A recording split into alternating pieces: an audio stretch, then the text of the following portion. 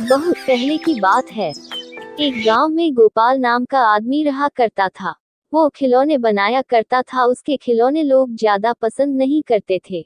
गोपाल रोज नए खिलौने बनाता और बाजार जाकर खिलौने बेचता, मगर बड़ी मुश्किल से गोपाल एक खिलौना बेच पाता था। गोपाल का पड़ोसी जीवन उसके पास आकर कहा, अरे गोपाल, आज तो तुम्हारे खिलौने वैसे के वैसे ही है। हाँ जीवन भाई, मेरे खिलौने बिक ही नहीं रहे हैं। अरे गोपाल भाई, मैंने ही तुम्हारे खिलौने ले लिए होते, मगर मेरा धंधा आज कुछ खास नहीं चला, नहीं तो मैं तुमसे खिलौने जरूर खरीद लेता। जीवन भाई, तुमने पूछा यही बहुत है मेरे लिए। चलो घर चलते हैं गोपाल। जीवन भाई, 2 दिन से कुछ खाया भी नहीं है। इस जालिम पेट के लिए कुछ ना कुछ तो बेचना पड़ेगा। हाँ भाई, तुम बेचो, मैं चलता हूँ। ऐसा कहकर जीवन चला गया। अब गोपाल खिलौने बेचने लगा।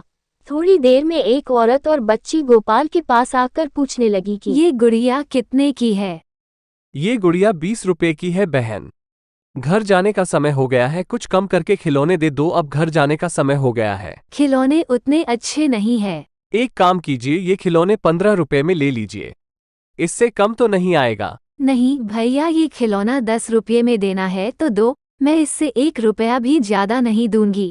ठीक है, ये लो गुड़िया। औरत ने 10 रुपये देकर वो खिलौना खरीदा और वहां से चली गई।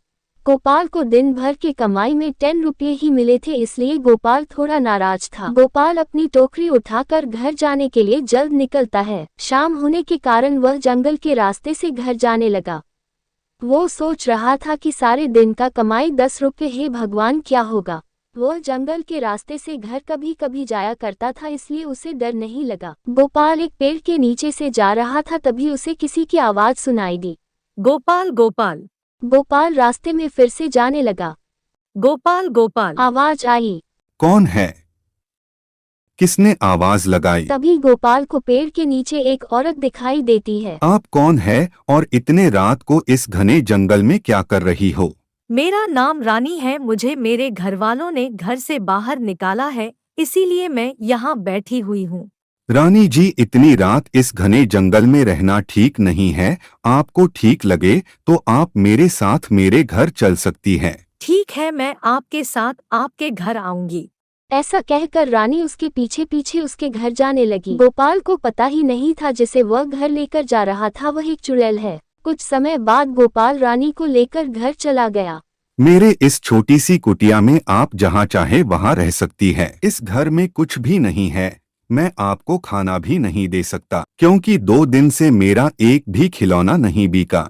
सिर्फ एक ही खिलौना बिका है, उस 10 रुपए से चने लेकर आया हूँ। ऐसा कहकर रानी और गोपाल चने खाकर सो जाते हैं।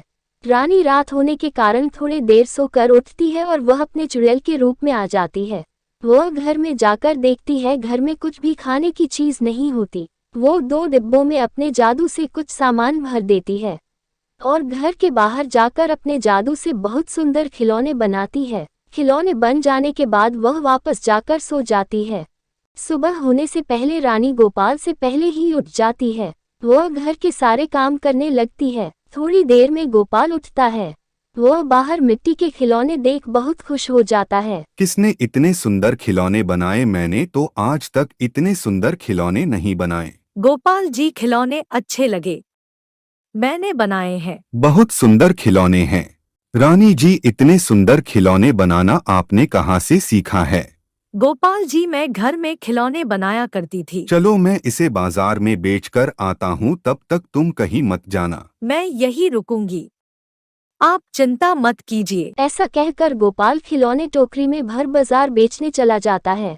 बाजार जाते ही उसके टोकरी में इतने सुंदर खिलौने देखकर लोग आश्चर्यचकित हो जाते हैं और उसके पास लोग आकर खिलौने खरीदने लगते हैं। उस दिन गोपाल अच्छी कमाई कर लेता है। घर लौटते समय गोपाल कुछ राशन खरीदने लगता है। घर पर आते ही गोपाल रानी को राशन देता है।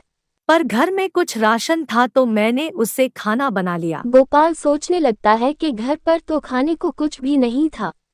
रानी गोपाल को ले जाकर डिब्बे में राशन दिखाती है। आप हाथ मुंह धो लीजिए, मैं खाना लगा देती हूँ। गोपाल खाना खाकर रानी के खाने की काफी तारीफ करता है। गोपाल के खाने के बाद रानी खाना खा लेती है। जीवन सुबह बाजार में गोपाल को नए नए खिलौने लाता देखकर कहता है, इतने सुंदर खिलौने गोपाल कहाँ से लाता है, जरूर दाल में कुछ काला है। और वह सोचने लगता है, और सोचता है कि इस बात का पता करना पड़ेगा।